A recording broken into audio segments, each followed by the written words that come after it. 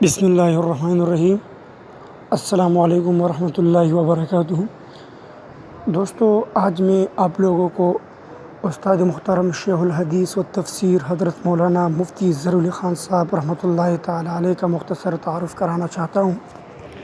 استاد محترم شیخ الحدیث و تفسیر حضرت مولانا مفتی ظہیر علی خان صاحب کے والد کا نام محمد عاقل ہے۔ استاد محترم کے جائے پیدائش جہانگیر صوابی خیبر پختونخوا پاکستان ہے۔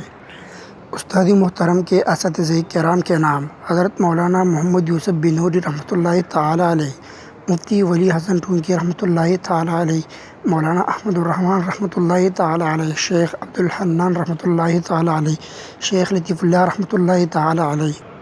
استاد محترم کے سند فضیلت بنر ٹاؤن سے غالباً 1977 یا 1978 میں ہوئی ہے۔ مفتی صاحب علمی شجرے میں امام العصر انور شاہ کشمیر رحمۃ اللہ تعالی علیہ سے ان کی علمیت کی وجہ سے انتہائی متاثر تھے، اس لیے اپنے بیٹے کا نام بھی انہی کے نام یعنی انور شاہ رکھا ہے۔ شیخ الحدیث و تفسیر حضرت مولانا مفتی ظہیر علی خان صاحب نے 1398 ہجری میں ایک ادارہ الجامعہ العربیہ سنعلوم کی بنیاد رکھی، جس میں سن 1988 سے باقاعدہ دور حدیث شریف شروع ہوا ہے۔ سالانہ چھٹیوں میں شاندار دور تفسیر کا اہتمام ہوتا تھا، جس میں ہر شعبہ زندگی سے وابستہ افراد اور خواتین پردے کے ساتھ باقاعدہ شریک ہوتی تھی۔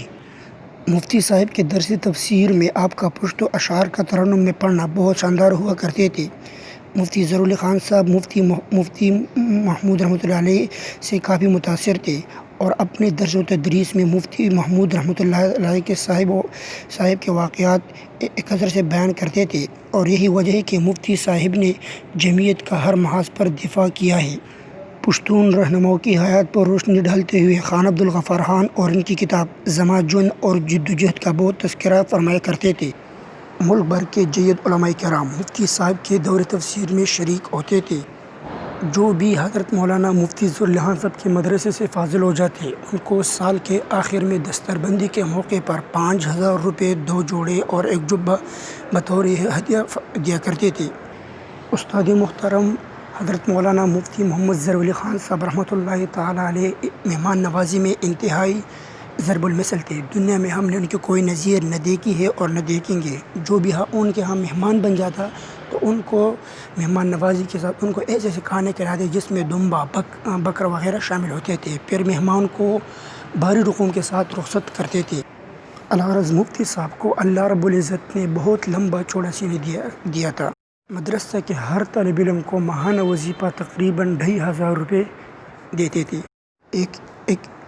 ایک وقت ایسا بھی آیا ہے جس میں ہر طالب علم کو ماہانہ وظیفہ 6000 روپے بھی دیے ہیں۔ وہ اولیاء کا طالب علم کیوں نہ ہو۔ آج منگل کی رات 22 ربیع الثانی 1442 ہجری بمطابق 7 دسمبر 2020 حضرت مفتی صاحب دنیا سے رحلت فرما گئے۔ اللہ رب العزت مفتی صاحب کو جنت الفردوس میں اعلیٰ عطا فرمائے، آمین یا رب العالمین۔